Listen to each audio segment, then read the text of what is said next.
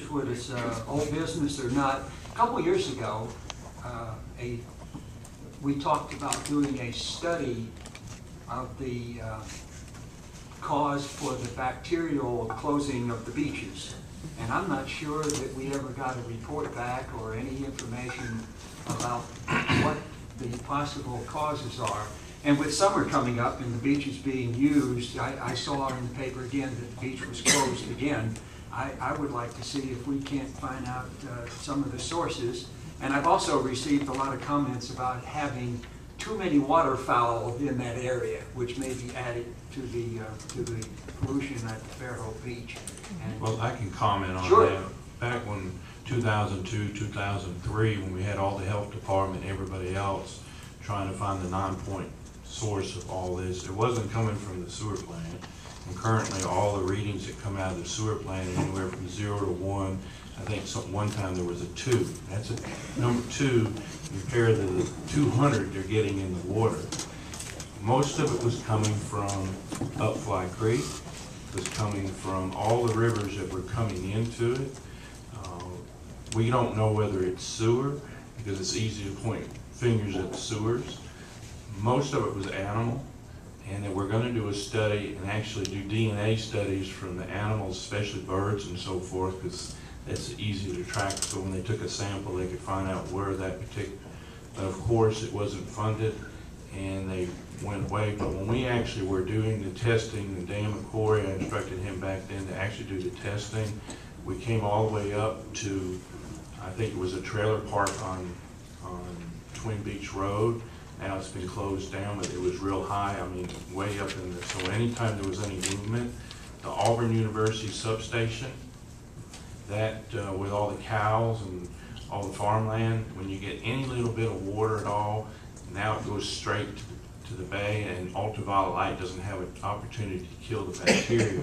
We're also subject to the north, because right now with everything coming down the river into the delta, it all ends up on our side of the bay. So we did run tests at the duck pond. Was high levels from the birds and everything down in that area. So to tell you where it came from, it's almost impossible, other than the health department said they want to do all the testing, because we were going to test every day to be a little safer and be ahead of the game for our citizenry, so they were down there.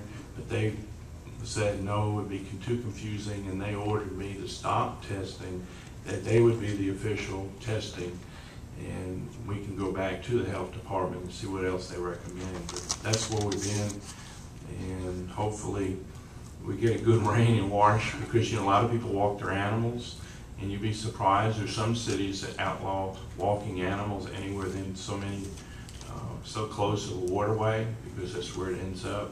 So I don't know what the answer is, other than it's easy to say it's our sewer plant, but I'll assure you it's nothing coming from the sewer plant other than the 1 or 2 that ends up down there. I didn't mean to imply that our award-winning right. water treatment plant was. But was a the lot of people assume that when they see the high levels, and some of that could be with sewer lines, and septic tanks was a big issue for a number of years. That's why we've been running a lot of our lines so people can get off septic tanks and onto the sewer system. Yeah. With people up near the beach, and the geese leave a lot of things on that beach. You got to watch where you step. They leave it in the water. And the tide comes in and comes up this way. I've seen piers down there. Now that the kids are gone, I can say something. I've seen piers down there that look like they've been in a snowstorm.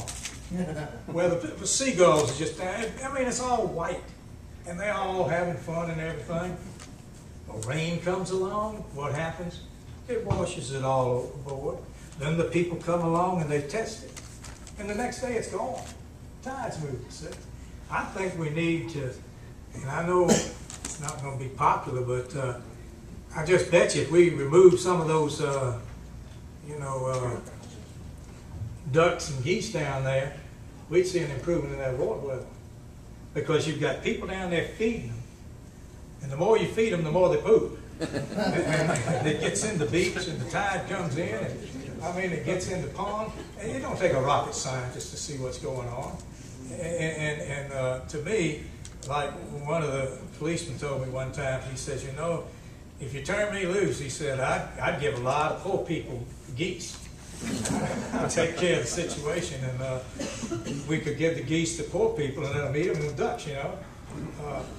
That's rather strong, but yet they are an animal, and animals were put here for our use, and we are higher in the food chain.